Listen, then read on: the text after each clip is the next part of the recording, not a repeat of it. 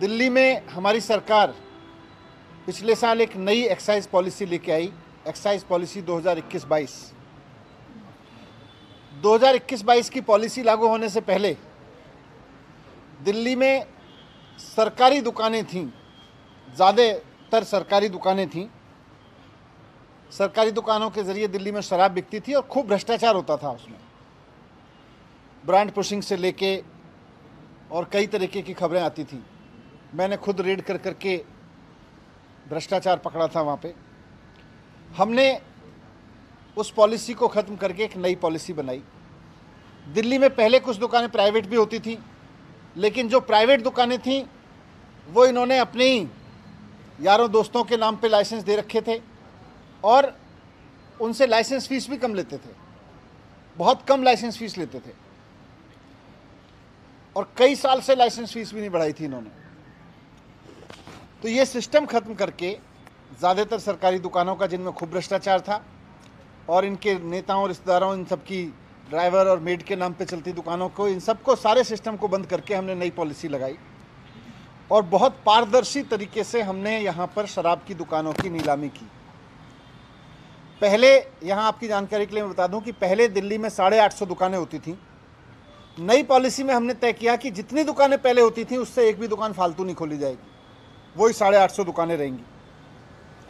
पहले इन दुकानों से सरकार को करीब 6000 करोड़ रुपए का रेवेन्यू मिलता था शराब पॉलिसी में।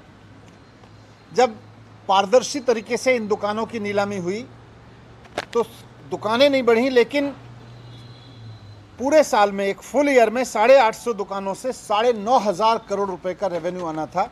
इस हद तक ऑक्शन गया हमारा, 6000 करोड़ की जगह 9500 करोड़ रुपए। तो इस तरह एक साल में नई पॉलिसी के तहत सरकार की आय 1.5 गुने से ज़्यादा बढ़ जाती, करप्शन खत्म हो जाता। लेकिन नई पॉलिसी आने से इन लोगों ने जो भ्रष्टाचार मचा रखा था वो रुक गया, वो खत्म हो गया। तो इन लोगों ने पूरा प्लान बनाया कि इस नई पॉलिसी को फेल किया जाए। एक एक करके इन्होंने जितने प्राइवेट दुकान वाले आए थे उनको ईडी की धमकी दी, सीबीआई की धमकी दी।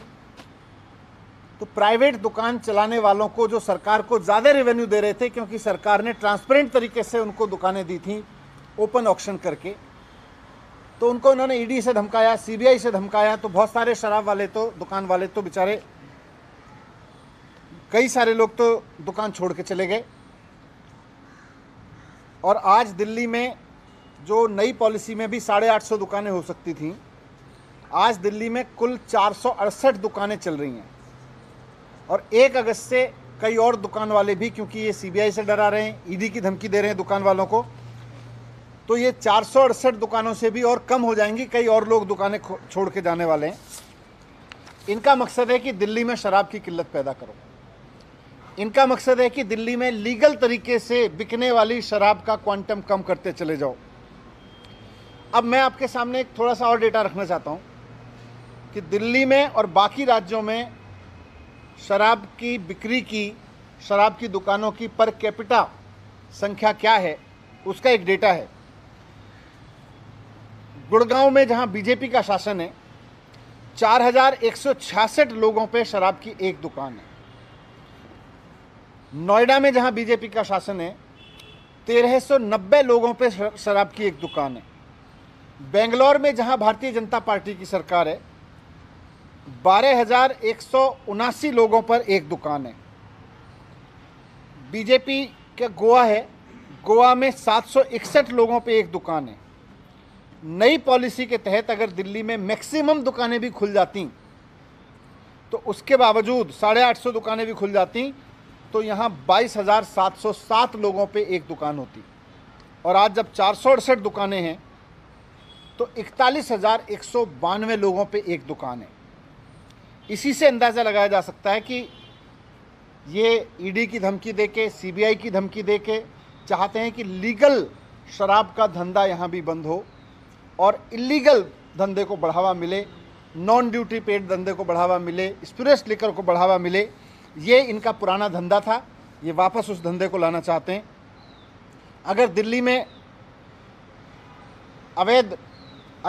में लाइसेंस शुदा दुकानों की कमी होती है, अगर वैध तरीके से उपलब्ध शराब की कमी होती है तो नकली शराब का कारोबार बढ़ता है, वो इनको फ़ायदा देता है।